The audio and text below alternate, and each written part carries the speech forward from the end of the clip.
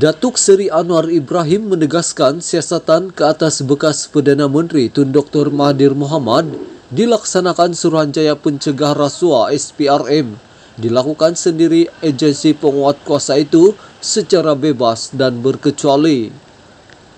Perdana Menteri berkata, kes itu bukan permasalahan yang harus dibangkitkan kepada beliau kerana tindakan SPRM itu dilaksanakan seperti termaktub dalam Akta SPRM. Katanya memang tidak dapat dielakkan persepsi campur tangan Perdana Menteri kerana ini membabitkan tokoh politik terkenal. Tapi kita harus terikat dengan fakta dan undang-undang. Orang yang menganggap ini tuduhan bermotif politik perlu melihat kepada fakta dan bukan mengelirukan rakyat. Kalau nyata siasatan ada terhadap kes berprofil tinggi dan alasan cukup kukuh untuk mendakwa, maka itu tugas SPRM dan Jabatan Peguam Negara.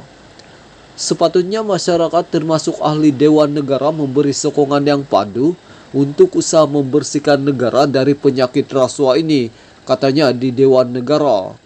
Perdana Menteri menjawab soalan Kesavadas Acuy Tan Nair yang ingin mengetahui sejauh manakah SPRM serius untuk menyiasat segala perilaku rasuah dan salah guna kuasa yang membabitkan bekas Perdana Menteri keempat dan ketujuh itu.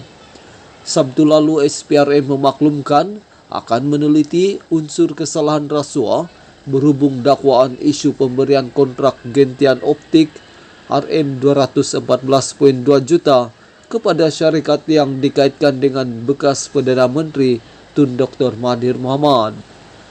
Ketua Pesuruhjayanya Tan Sri Azam Baki berkata siasatan akan dijalankan sekiranya asas itu wujud mengikut kesalahan rasuah.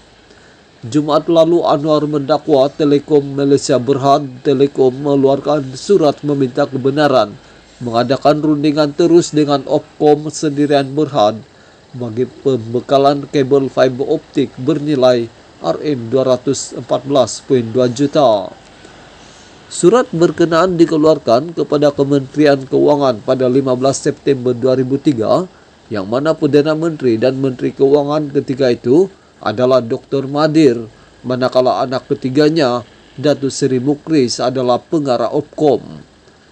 Menerusi pembelaan terhadap saman difailkan Dr. Mahathir, Perdana Menteri berkata, Telekom adalah syarikat berkaitan kerajaan JLC yang mana Menteri Keuangan diperbadankan MKD memegang satu saham khas yang memberikan MKD kuasa untuk menolak keputusan lembaga dan pemegang saham lain.